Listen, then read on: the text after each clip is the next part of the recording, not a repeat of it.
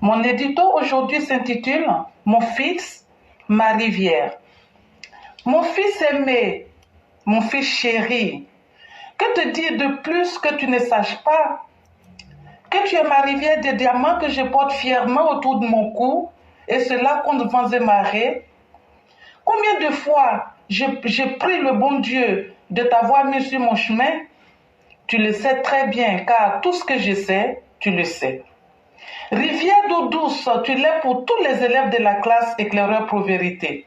Les hommes t'encouragent pendant que les femmes se tiennent autour de toi et t'apportent leur bénédiction. Chacune de nous fait de son mieux pour te clamer son amour sans faille. Fiona Cora, la très discrète, a même choisi de donner de la voix, une voix si belle avec des mots de premier choix. Mère à qui, n'en parlons pas. Nefertiti assure le mercredi de Dominique avec abnégation. Et toutes les autres Mao sont occupées chaque jour à partager, à liker, mais aussi à animer. Prends un seul jour de pause et tout le monde m'appelle pour savoir ce qu'il en est. Mon fils, tu es cash, tu es fougueux, mais tu as la suite dans les idées et tu as un cœur en or. Et ce trait de caractère est propre aux âmes pures qui détestent le mensonge et la fourberie. Tu aperçois la vie sous l'angle de la perfection, mais la perfection n'est pas de notre monde, mon fils. Et c'est cela le drame des gens de ta trempe qui sont nés pour prendre des coups. Mais si les coups sont durs à encaisser, toutes les Mao sont là pour partager. Fils, apprends à te connaître. Admets que tu n'es plus celui que tu étais avant de décider de prendre la caméra et le micro, on va dire, et de créer la classe éclaireur pro-vérité. Et dès que les auditeurs entendent cette voix sucrée, automatiquement les esprits s'emballent. Tu ne cristallises malheureusement pas que de l'amour, mon fils. Mais est-ce pour autant que nous allons nous arrêter au risque de décevoir tous ceux qui t'espèrent chaque jour? Que nenni, on continue. Tu continueras de nous éclairer. C'est si rafraîchissant de venir étancher sa soif du savoir à ta source. Reste béni, nous t'aimons tant. D'ailleurs, cher fils, la plus grosse erreur que nous pourrions faire serait de laisser du répit à des personnes telles que Guillaume Soro, Odette Lorugnon, Pulmachine Galeuse et Blé Goudé la Machette. À ce propos, Blé a beau avoir du blé, du flouze, de l'oseille, nous en avons cure. Nous sommes RDR et alassanistes et notre mission est d'alerter et de dénoncer pour ceux qui n'auraient pas compris. Merci et à bientôt. Mesdames et messieurs, quand vous entendez ce que vient de dire Mère Blanc, effectivement, c'est profond et c'est très profond et c'est une vérité. Un homme ne peut pas lui-même finir de se connaître. Mais je peux vous assurer d'une chose, un homme qui meurt pour une cause est encore mieux que quelqu'un qui meurt sans objectif de vie. Et nous autres, si nous devons mourir pour que le monde sache qu'il y a des gens qui peuvent encore dire la vérité, on va être de ces personnes-là. Mais ce que je suis arrivé à comprendre, c'est qu'au-delà de ma personne, je ne peux plus m'identifier à moi-même. Je m'identifie à chacun et à chacune de ces femmes et à chacun de ces hommes-là aujourd'hui qui ont placé un espoir à ma modeste personne et à la modeste personne de chacun et de chacune des personnes qui viennent ici animer l'émission. Et ça, c'est vraiment important. Et nous, aujourd'hui, on se rend compte du poids que nous avons assumé. Et nous allons faire ce travail-là. Et notre limite sera Alassane Ouattara. C'est le jour où Alassane Ouattara va dire qu'il laisse qu'on va laisser. Mais le désordre ne va plus prospérer. C'est vrai, on ne pourra pas atteindre la perfection. Ça, j'en suis convaincu. Mais on va corriger les situations. Et je l'ai dit à l'entente de l'émission, on va être plus radicaux qu'auparavant pour que les choses s'améliorent. Tous ceux qui disent vous critiquez, c'est comme si c'est comme ça. Maintenant qu'il y a le conflit dans les différentes régions maintenant, qu'est-ce que vous faites pour corriger? Alors que l'objectif était d'interpeller en avance. Et c'est ça le rôle de ce que nous faisons ici. Aujourd'hui, que de temps n'aurions-nous perdu avec ces conflits que vous avez entretenus à cause de vos intérêts particuliers entre les cadres? Aujourd'hui, vous qui supportiez les cadres, venez maintenant dire que ces cadres qui sont en conflit là, elle dit qu'il y a des gens qui ont été payés sur la toile. Elle a les noms, si elle parle, c'est qu'elle sait. Si Mariam Traoré le dit, c'est qu'elle sait de quoi elle parle. Vous que Bruno a payé là, maintenant que vous avez créé le feu dans la Bagoué, et c'est devenu votre métier de prendre des prébendes, sortez maintenant pour venir assumer le poids du mal que vous avez fait. Et c'est ça que vous appelez des militants. Moi, j'appelle le militant celui qui a de la bonne foi, celui qui dit clairement ce qu'il pense, celui qui vient et qui produit des choses, même quand c'est à travers des critiques. C'est ça le militant, celui qui n'a pas peur de se faire détester. L'amour des hommes n'est pas plus grand que celle de Dieu. Or, quand tu es en paix avec ta conscience, tu es en Dieu, tu n'as pas besoin des hommes. Et sur cette plateforme-là, la plateforme de la dignité, nous ne sommes redevables ni à Dieu, ni à notre conscience, encore moins les hommes. Et c'est pourquoi nous le disons, nous avons l'esprit tranquille, parce que nous n'avons pas besoin de prendre quoi que ce soit avec qui que ce soit pour mentir d'abord à notre peuple là. Ce peuple qui a cru en Alassane Ouattara et qui lui a donné sa voix. Voilà, c'est ce que nous recherchons. Et c'est pourquoi, de gré ou de force, vous allez retrouver les lumières qui vont se réunir ici. Quand je prends Mère Blanc elle-même, qui est devenue aujourd'hui l'épitome même, la référence même pour dire à nos enfants, surtout les filles, vous n'avez plus d'arguments. Vos mamans se battent ici. Quand je regarde la reine mère Binette, quand je regarde la mère Nefertiti, la mère Aki, aujourd'hui, vous qui êtes nos mères, vous ne pouvez plus dire. Quand je regarde la mère d'Arabie Saoudite qui vient s'exprimer ici en Djoula, mais qui aujourd'hui arrive à conscientiser son peuple mieux que les professeurs d'université. Et donc, c'est là qu'on se rend compte que l'homme, c'est l'utilité qu'on peut apporter aux autres. Sinon, et ça, c'est très important. Je tiens à saluer un cadre de la République, même si le monde ne le reconnaît pas, Dieu le reconnaîtra. Je parle de Marius Koudou. Ce monsieur-là, il respire Alassane Ouattara, il vit Alassane Ouattara, il aide des militants. C'est des gens comme ça qu'on a besoin. On n'a pas besoin de grillades d'arachide, comme disait le Premier ministre, ou bien de crières publics. On a besoin des gens vrais. Marius Koudou, sois 1000 fois salué pour le travail que tu fais pour la République, sans condition. Et nous devrons être dans cet engagement-là sans condition. Tout le monde ne peut pas devenir milliardaire. Vous êtes devenu milliardaire, nous on ne s'est pas plaint. Vous avez eu les grands postes, on ne s'est pas plaint. Mais permettez au moins que nous puissions au moins parler. On ne s'est pas plaint, on ne vous a pas demandé l'origine de vos milliards. On ne vous a pas demandé que du fait de votre proximité, pas forcément parce que vous êtes les plus intelligents, vous avez eu les postes. On ne s'est pas plaint. Mais permettez au moins qu'on puisse dire ce qu'on pense. C'est vraiment très important.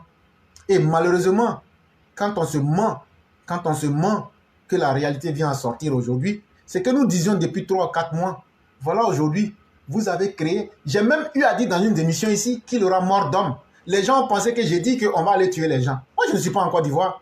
J'étais en train d'avertir pour dire que quand les gens vont créer les conflits entre les cadres et les gens, ça va conduire à des violences sur le terrain. Mais à la fin, c'est qui on veut humilier.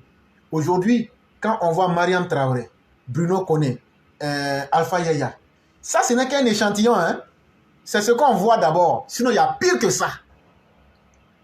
Maintenant, le décor que vous avez planté, je crois que vous êtes satisfait maintenant. Comme vous voulez humilier Alassane Ouattara, on dit non, non, non. Quand je sors depuis 2021 pour dire que les pires ennemis du président Ouattara sont autour de lui, c'est moi qu'on trouve comme faiseur de coup d'État. Mais sachez une chose, nous, on ne va pas abandonner ce combat-là. Et je vous l'ai dit, tant qu'Alassane Ouattara est président de la République, là, il n'y a personne qui peut faire quoi que ce soit. Ça sera la volonté d'Alassane Ouattara. Et nous, les vrais combattants du président, là, on n'a même pas besoin que le président nous reçoive. On n'a pas besoin qu'on dise notre nom. On n'a pas besoin... Tant qu'Alassane Ouattara est là, moi, je n'ai pas besoin de faire sortir ma tête. C'est ça qu'on appelle le vrai militant. Le militant qui connaît sa place, qui dit je te dis la vérité mais tu demeures mon chef. Le militant qui dit on va t'aider jusqu'à ce que toi-même tu dises que tu es fatigué. Pour moi c'est ça le vrai militant. Le militant c'est pas le mouton qui va te conduire dans les ravins ou bien qui va venir te mentir. Ça c'est de la mauvaise foi. Je dis merci à tous ceux qui ont compris ce combat-là. Restons dignes. Parce qu'il n'y a rien, je dis bien, il n'y a rien qu'on ait dit depuis qu'on est sur cette plateforme-là. Et le temps ne vient à nous prouver qu'on avait raison. Chaque fois qu'on a dit quelque chose, et on donne les raisons, et on donne les solutions, malheureusement, je dis bien malheureusement, le temps vient nous donner raison. Parce qu'on ne peut pas aller avertir le monde d'un bonheur, le bonheur lui viendra. Mais on avertit toujours sur le malheur. Mais les gens pensent que c'est des problèmes de personnes. Je n'ai absolument rien contre la maman Kandia. Je n'ai absolument rien contre qui que ce soit. Ce que je veux, c'est que la base soit plus forte. Autour du président, là, son âge ne lui permet plus d'être dans le stress. Permettons aux vieux d'être sereins. C'est tout ce que je demande. C'est tout ce que je demande. Le président aussi, là, il a droit aussi à pouvoir rester. Depuis l'âge de 26 ans, il travaille. Il a 80 ans aujourd'hui. Et c'est là que nous on trouve le meilleur moment de venir le stresser. Ah, il y a un problème à la bago, il faut aller régler. Ah, après ça, il faut régler au dîner. Après ça, il faut aller... Vous voyez, aujourd'hui, tout le monde est là. On écrit lettre pour dire au président, ah, ici à Denguele, là, si tu ne viens pas là, Gauss, non, on ne veut pas. Après, ce sont les gens de la bago qui disent aussi, non, si on a écrit au président, après, ça sera les gens de Korogo, après, ça sera les gens de Katiola, après, ça sera les gens de Boaké, après, ça sera les gens de toute la Côte d'Ivoire. Donc, finalement, là, il va s'asseoir et va dire, mais finalement, c'est quel héritage je vais laisser? Et je vous l'avais dit, en 2019, où je ne me souviens plus exactement, quand il a fait sa tournée à Katiola, il nous a fait le parallèle avec le PDG, le Parti démocratique guinéen. Son souhait, c'est que le RHDP soit quelque chose de viable après lui. Mais monsieur le président, en toute vérité, je ne pense pas que le RHDP va survivre après vous. En toute sincérité, je ne souhaite pas que ce soit le cas, mais au vu actuel de la posture des cadres, le RHDP ne peut pas survivre. Ça, au moins, on va te dire cette vérité-là. Mais, nous les militants, nous les vrais militants, n'ayons plus honte. Les militants fébriles ou les militants inconscients, on ne parle pas d'eux. Ou les militants alimentaires, on ne parle pas d'eux. On parle des vrais militants qui savent que la cause même de ce combat-là, c'est un combat de dignité et c'est un combat de survie pour sauver vos vies. Ne vous amusez pas avec ce combat-là. Ne laissez aucun langage doux vous travestir et puis vous allez dire non, tout est bon. Ceux qui vous disent que tout est bon là, ils mentent. Ils disent que le 6 va devenir 9. C'est dans ce chemin-là qu'ils travaillent. Or, nous on dit qu'il faut que tous les Ivoiriens soient mêmes. Et que c'est par le travail qu'on va mesurer les Ivoiriens. Ils disent que le chef le plus grand travailleur de l'Afrique, Alassane Ouattara, le président des présidents de l'Afrique jusqu'en 2063, ils disent qu'ils ne veulent pas ça. Ils disent que eux là, ils ne veulent pas le bonheur, c'est le malheur qu'ils veulent. Quand il y a la guerre là, quand Laurent Gbagbo est au pouvoir, les Ivoiriens s'entretuent, il y a rébellion, on appelle la Côte d'Ivoire pays PPTE là. C'est ça eux ils aiment. Nous on dit, nous on n'est pas, nous on peut jamais être les amis de la médiocrité du désordre. Nous on va imposer la paix. Depuis Alassane Ouattara est venu 11 avril 2011 jusqu'à aujourd'hui, tout le monde sait que c'est garçon qui est en train de gérer le pays là. Paix là, tu aimes, tu n'aimes pas, on va t'imposer. Depuis qu'il est venu là, on dit l'an 2023 n'est même pas encore fini. La Banque mondiale dit, tellement l'économie de la Côte d'Ivoire est très bonne là, qu'on sera à 7,3%. On n'est pas PPTE, hein? On est en train d'aller devant seulement. Les ennemis, les sorciers de la République, les ennemis du développement, eux là, c'est que eux veulent. C'est contre ça que nous on est. Parce qu'aujourd'hui, quand Alassane Ouattara construit des écoles, quand Alassane Ouattara construit des routes, et leur sorcellerie là, eux ils ne veulent pas que nos parents puissent profiter. Pourquoi Alassane Ouattara ne quitte pas là? Eux ils vont venir prendre ces sommes là et puis les mettre dans les poches des petites filles, ou bien prendre ça et puis aller cacher ça en Angola, dans la banque d'investissement de l'Angola, ou bien aller cacher ça en Afrique du Sud, ou bien aller cacher ça au Ghana. Quand les gars vous disent que c'est le Ghana, les pays qui prennent un exemple, c'est là-bas ils ont caché les argents volés là. Les 600 milliards là, de Katina là, il a caché ça au Ghana et dans d'autres pays. Les pays qu'ils vous citent là, ce sont les pays où ils ont caché l'argent des Ivoiriens. Et nous on ne va jamais accepter ça. Et quand ils font ça, quand ils font ces détournements-là, toi, dans ton village, il devrait avoir hôpital. Dans ton village, il devrait avoir école. Ton enfant n'ira pas à l'école parce que l'école la plus proche se trouve à 10 km. Il n'y a pas d'hôpital. Ta femme va mourir parce qu'elle n'a pas pu accoucher. Et c'est ça que nous on est venu combattre. Et c'est ça qu'Alassane Ouattara est venu combattre. Alassane Ouattara, lui, il fait ça. Il met ça devant vous tous. Il ne te demande pas, il fait école là. Nous, notre rôle, c'est de sortir pour venir dire Alassane Ouattara a construit l'école, tu dois amener ton enfant là-bas. Et en plus de ça, il a donné fourniture gratuitement. Mais où est-ce que nous disons qu'il soit mal? Mais Dieu est témoin sur toutes choses. Et dans la vie, chacun a un juge avant Dieu qui est sa propre conscience.